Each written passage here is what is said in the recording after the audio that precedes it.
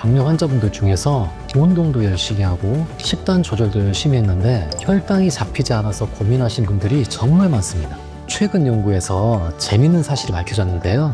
바로 산화질소라는 작은 분자가 당뇨 관리의 핵심 물질이었다는 사실이 밝혀졌습니다. 오늘은 왜 지금까지의 노력이 결실을 맺지 못했는지, 그리고 산화질소를 통해서 어떻게 더 효과적으로 당뇨를 관리할 수 있는지 알려드리겠습니다.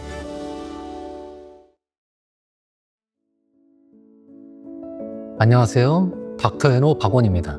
많은 당뇨 환자분들이 혈당 관리를 위해 정말 열심히 노력하고 계시는데요. 매일 운동하고 탄수화물 줄이고 약물 치료도 받고 계시죠. 하지만 왜 생각만큼 효과가 나타나지 않을까요?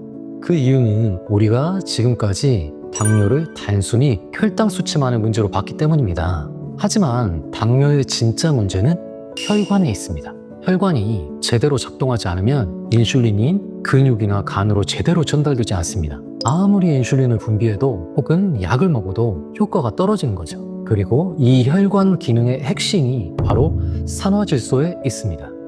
2013년에 재미있는 연구 결과 하나가 나왔는데요. 이 논문을 통해서 산화질소가 혈관 내피세포에서 인슐린의 전달을 직접적으로 촉진한다는 사실이 밝혀졌습니다. 이는 정말 혁신적인 발견이었습니다. 쉽게 설명드리면 인슐린이 혈관을 통해 근육에 도달해야 혈당을 처리할 수 있는데 산화질소가 부족하면 이 과정이 원활하지 않다는 뜻입니다. 마치 도로가 막혀서 택배가 제때 배달되지 않는 것과 같은 상황이죠. 그렇다면 왜 지금까지 이런 중요한 사실을 놓쳤을까요? 그 이유는 당뇨 환자의 산화질소 상태가 매우 복잡하기 때문입니다.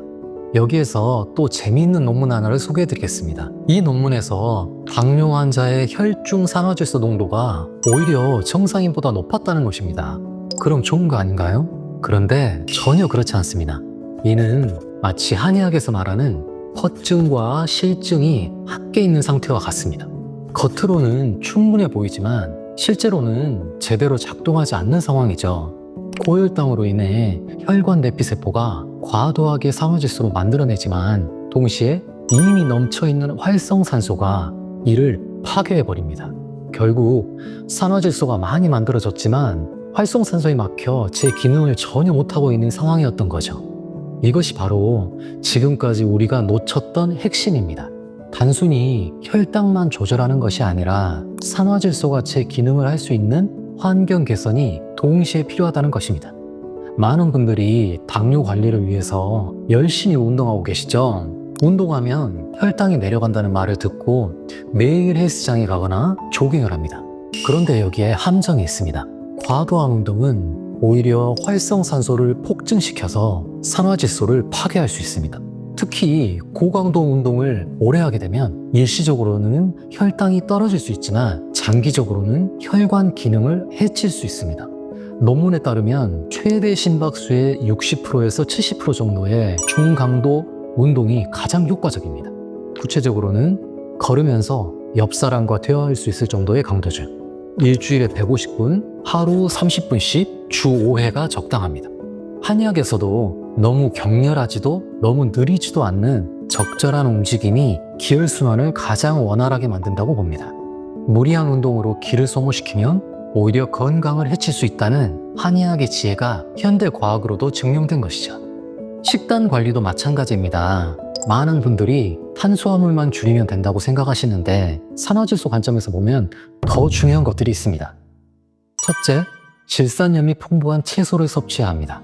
시금치, 루꼴라, 비트, 상추 같은 녹색잎 채소에는 질산염이 많이 들어있습니다. 이 질산염이 입 속에서 유익한 세균에 의해서 아질산염이 되고 위장에서 위산에 의해서 산화질소로 전환되어 흡수됩니다. 시금치 한 컵에는 약 840mg의 질산염이 들어있어서 하루 한 번만 드셔도 상당한 효과를 볼 수 있습니다. 비트는 특히 강력합니다. 비트 하나에는 시금치보다 훨씬 많은 질산염이 들어있어서 비트 주스를 마시면 두세 시간 내에 혈압이 눈에 띄게 감소한다는 연구 결과도 있습니다. 다만 당뇨 환자분들은 비트의 당분을 고려해서 적당량만 드시는 것이 좋습니다. 둘째, pH4라는 보조인자가 들어간 음식을 보충해주면 좋습니다. BH4가 부족하면 산화질소 합성 효소가 산화질소 대신에 활성산소를 만들어냅니다. 정말 아이러니한 상황이죠. BH4는 엽산을 통해 만들어집니다.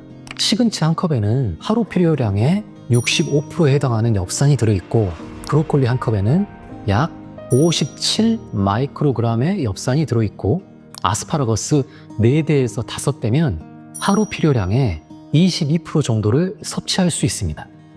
이 음식들을 조리할 때는 너무 오래 끓이지 마세요. 엽산은 수용성 비타민이라 물에 우러나거나 열에 파괴될 수 있습니다.